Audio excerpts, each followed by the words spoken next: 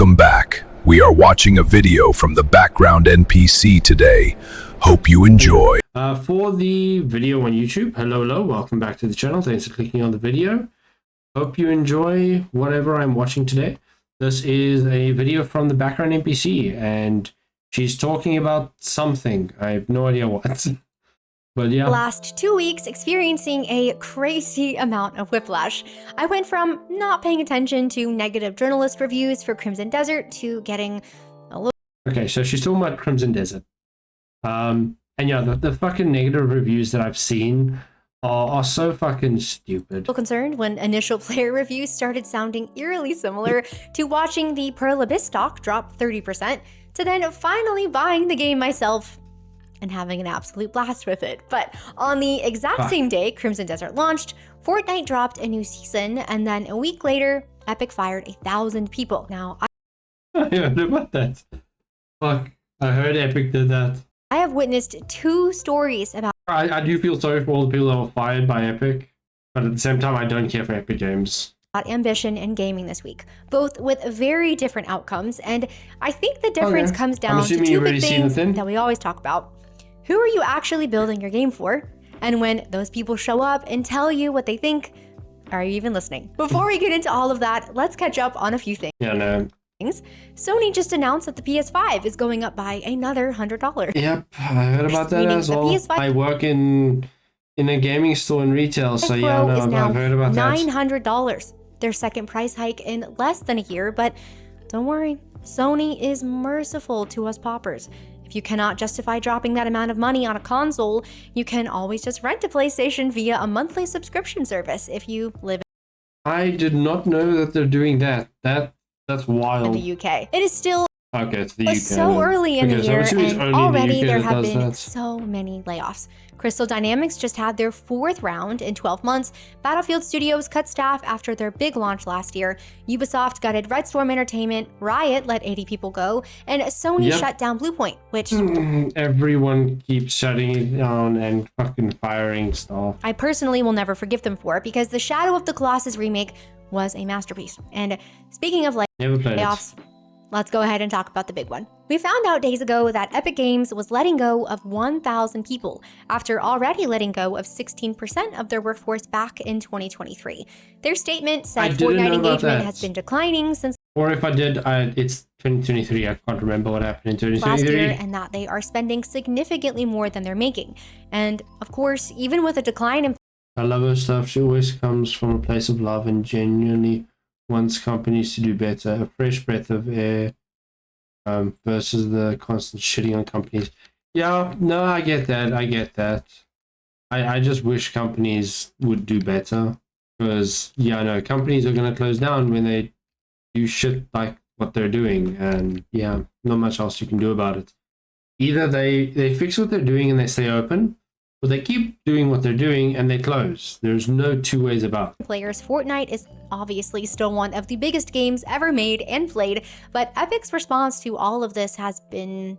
I heard that Epic is actually losing a shit ton of money with Fortnite lately. Very interesting. Just earlier this month, they raised V-Bucks prices and told players that they needed to help pay the bills. Yes. I didn't know that. That means you abruptly put down the Celsius and go help Epic pay their rent. And then a week later, they cut 1,000 people. Now, the gaming industry, and sadly, all of us, are unfortunately no stranger to tone-deaf statements from executives. And with Tim Sweeney already on the leaderboard for this, he vied once again for the top spot as he tried to smooth things over by making a statement on X saying, I don't think about it as people losing their jobs. Now employers will see a stream of resumes of once-in-a-lifetime quality folks. Don't think of it as firing people. Think of it as giving other people an opportunity to get a job. Fuck you. What about those people that lost their fucking job? I think that easily bumps Ubisoft's get used to not owning your own games. I wouldn't say that. I wouldn't say it bumps them up on the leaderboard. I don't know though, Tim. Could it be that instead of your overflowing charity for the market, Epic may be overhired, put way too much focus on everything other than core Fortnite, like internal HR initiatives, massive content partnerships, spending $1 billion fighting Apple, and publicly backing lawsuits with Valve. And then your first instinct is to get on social media and act like you just did everyone a huge favor. Meanwhile, Gabe Newell continues to just live out his meme of do nothing and win. Yep. With this layoff, though, flooding the market with talent, you're actually welcome. so they are also shutting down basically 3 different Fortnite modes. And for what it's worth, I actually was kind of surprised because their statement that they put out was, and recently, Steam also basically made it so that they went against the whole ID verification thing.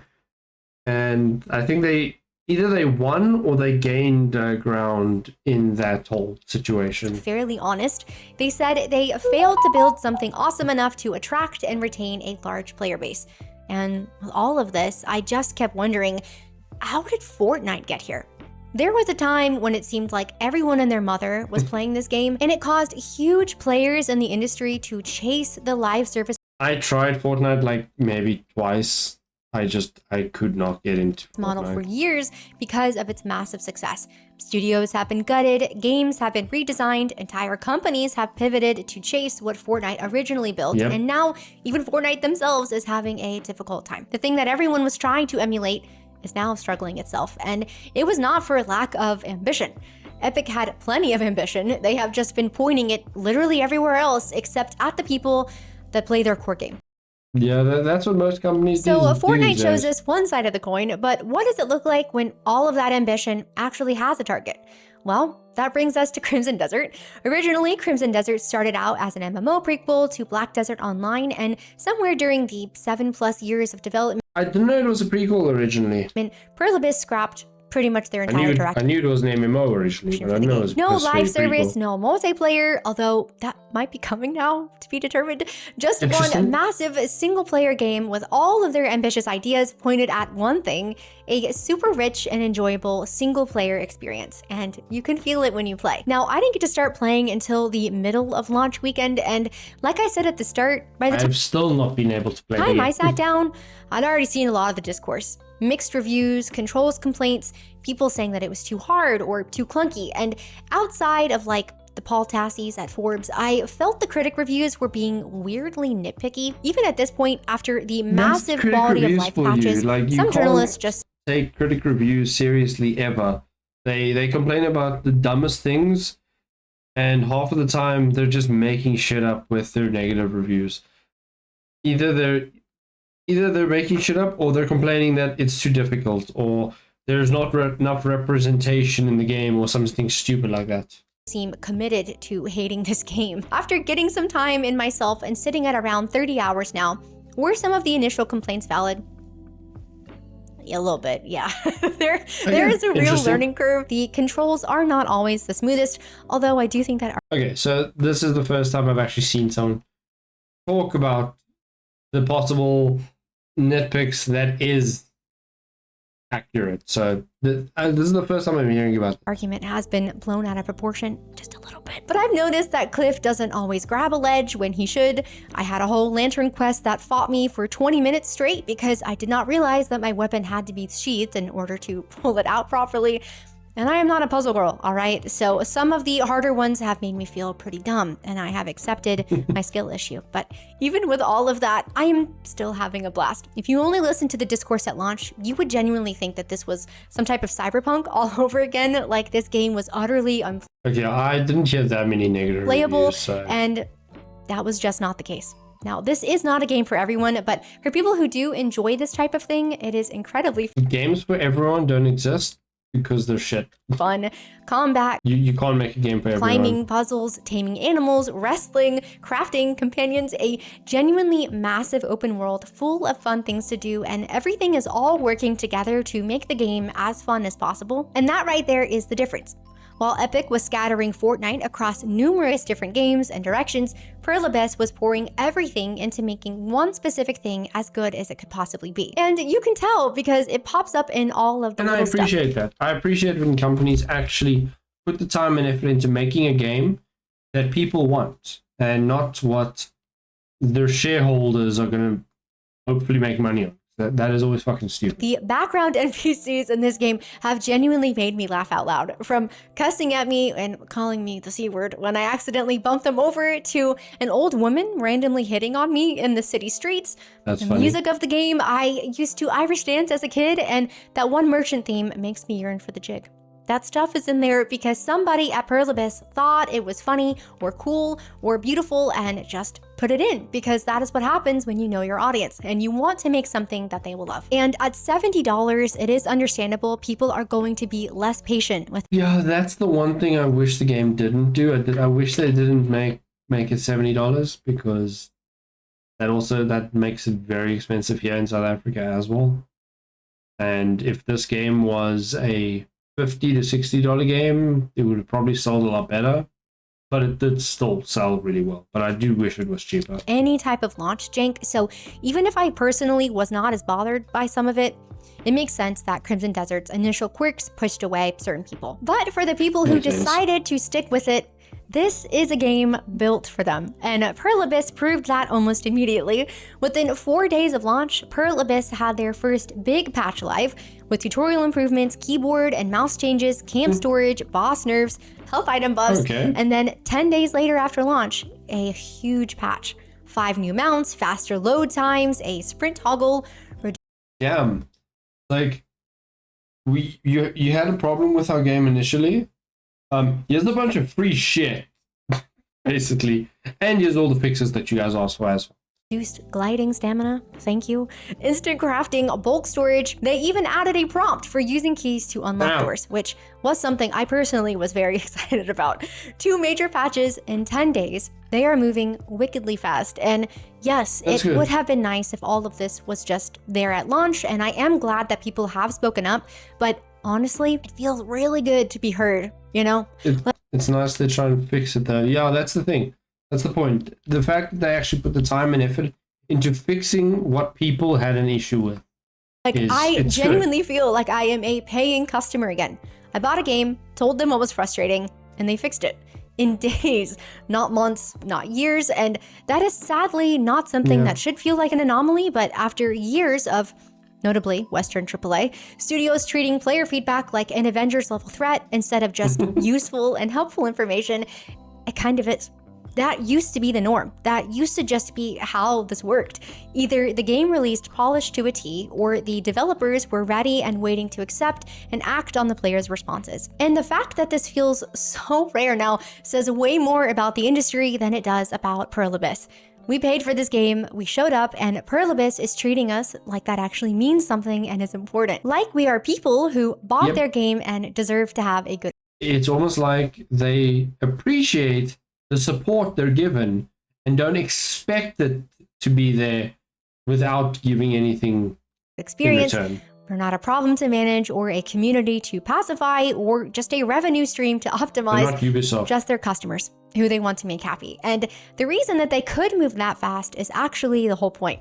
They were laser focused on their game and their audience, so when players showed up with feedback, there was nothing else competing for that attention. And instead of getting defensive about it, blaming their audience, lashing out over the critical reviews, they just listened.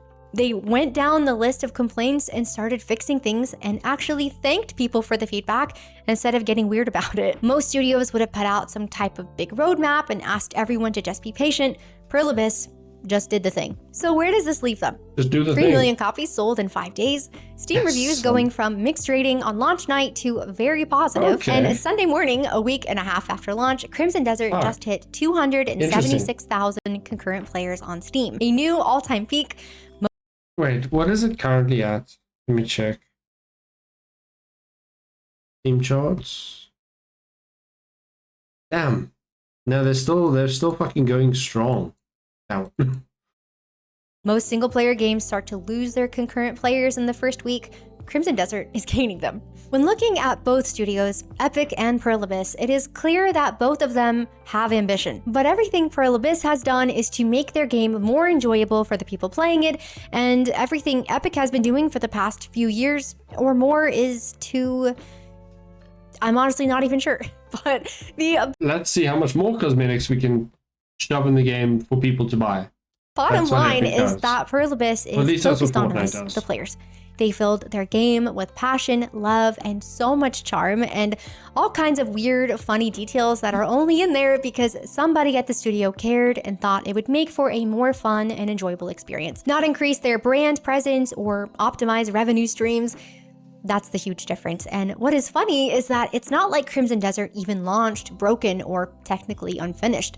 We have seen what actual broken launches and promises broken. Yeah, we saw what happened with Cyberpunk 2077. Yes, they fixed it, and it is a phenomenal game right now. Probably one of my favorite games, but it fucking launched horribly. Look like No Man's Sky, Final Fantasy XIV, Cyberpunk, and those studios earned their second chances because they listened to their players. No Man's Sky is an amazing game right now, and also didn't launch in a broken state. They didn't lie about what the game included. In my opinion, it was a good game that launched with some rough edges, and instead of shaking their fist at players and accepting critics' reviews, they just started making improvements because their players told them what they wanted, and they were smart enough to actually listen. Now, I've said this before, but do you like the game you're making? And do you like who you're making it for? Because when you like your audience, they are not your enemy, and listening to them isn't a chore. The right thing to do usually is pretty obvious. Ambition is cheap. Any studio can have ambition, but ambition only means something when you aim it at the correct target, the people who will actually show up for you. Pearl Abyss had a stupid amount of ambition and a very clear picture of exactly who it was all for, quirks and all, and that's why 3 million people bought it, and that's why the reviews flipped, and that's why a 30% stock crash turned into recovery in under 2 weeks. And if you're Epic, if you are the this is why I want to buy the game. Company that built Fortnite, a game that genuinely changed the industry, and you can't even remember who you built it for, that is not a layoffs or a V-Bucks problem. It is a who is this even for anymore problem, and sadly, your audience figured that out long before you did. If you made it to the end of this video, thank you so much for watching. I would love to know your thoughts on everything. Are you playing Crimson Desert? If so, what do you think? And Pearl Abyss, if you are somehow listening, well, apparently you might be, because you've literally just added the key prompt I was about to ask you for. Please allow me to skip NPC dialogue and cutscenes, and my life is yours. Thanks again for being here, and I'll see you in the next one. Oh no, she was always very entertaining to watch. I don't think I've ever actually watched a video on her channel directly. I've always watched her through reactions. Most of the time through Asmongold. No, I've watched one of her videos, but most of the time I'm watching Asmongold. Thanks guys for watching, and I hope you enjoyed. I will be checking you guys in the next video. Goodbye. Thanks for watching. If you enjoyed, like, sub, and comment down below.